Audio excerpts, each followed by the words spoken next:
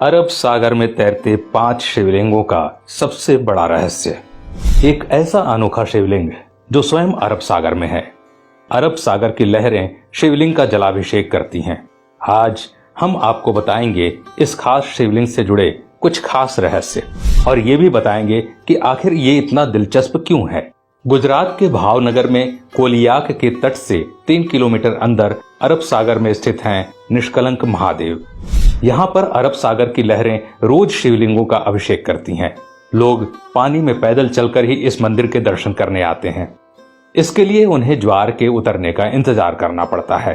भारी ज्वार के वक्त केवल मंदिर की पताका और खंभा ही नजर आता है, जिसे देखकर कोई भी अंदाजा नहीं लगा सकता कि आखिर पानी के नीचे समुद्र में महादेव का प्राचीन मंदिर स्थित है। यहाँ पर शिव जी के 5 स्वयंभू शिवलिंग हैं। अब ये 5 शिवलिंग यहाँ आए कैसे? दोस्तों, इस मंदिर का इतिहास महाभारत काल से जुड़ा है। महाभारत के युद्ध में पांडवों ने कौरवों को मारकर युद्ध जीता था, लेकिन युद्ध समाप्ति के पश्चात पांडव ये जानकर बड़े दुखी हुए कि उन्हें अपने ही सगे संबंधियों की हत्या का पाप लगा है।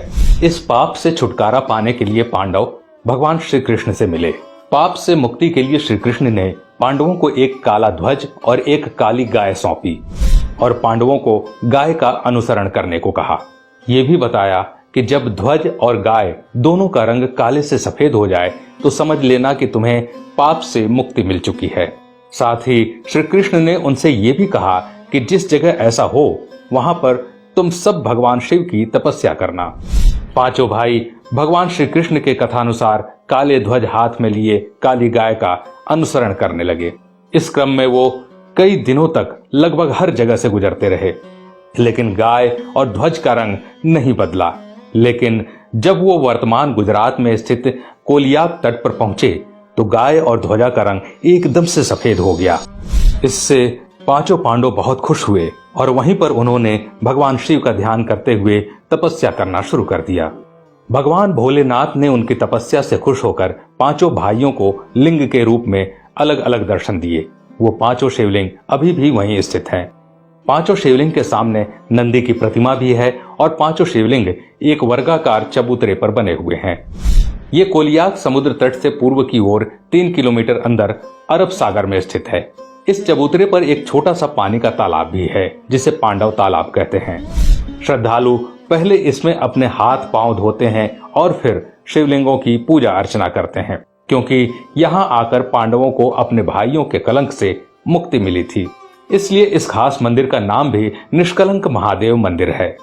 भादो महीने के अमावस को यहाँ पर मेला लगता है, जिसे भाद्रवी भी कहा जाता है, और अमावस्या के दिन इस मंदिर में भक्तों की विशेष भीड़ रहती है। हालांकि पूर्णिमा और अमावस्या के दिन ज्वार अधिक सक्रिय रहता है, फिर भी श्रद्धालु उसमें उतर कर जाने का इंतजार करते हैं और भगवान शिव के दर्शन करते हैं। कहते हैं दोस्तों कि जब आप समुद्र तट से देखेंगे तो सिर्फ और सिर्फ आपको समुद्र के ऊपर पताका और एक खंभा दिखेगा, लेकिन जैसे ही ज्वार हटता है वो शिवलिंग और साथ ही साथ वो चबूतरा स्पष्ट रूप से दिखाई देने लगता है। दोस्तों, ऐसा भी माना जाता है कि आज तक समुद्र की लहरें न ही उस पताका को हिला पाई और न ही खंभे को और न ही शिवलिंग को, क्योंकि अरब सागर स्वयं भगवान शिव का जलाभिषेक करता है। तो दोस्तों, अगर ऐसे में भविष्य में आपको इस खास मंदिर में जाने का अवसर मिले तो इस अवसर को चूकिएगा मत, या कभी आप गुजरात घूमने जाएं तो इस मंदिर के दर्शन अवश्य कीजिएगा, जिसे निष्कलंक महादेव के नाम से जाना जाता है। आज के लिए बस इतना ही। अगर वीडियो पसंद आया तो लाइक करिएगा और ऐसे ही वीडियो देखने के लिए हमारे पेज को फॉलो जरूर करें।